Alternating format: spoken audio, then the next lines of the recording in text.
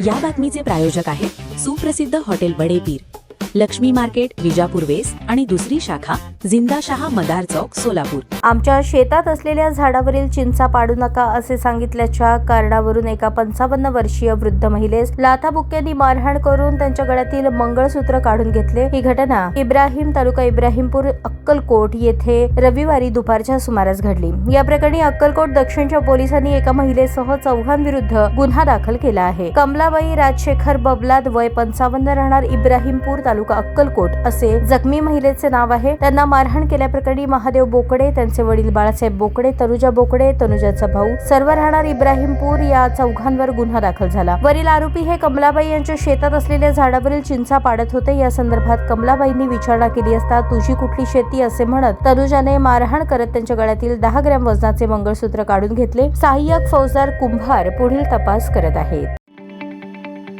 ताज्या बातम्या पाहण्यासाठी प्राईम महाराष्ट्र न्यूज चॅनलला सबस्क्राईब करा।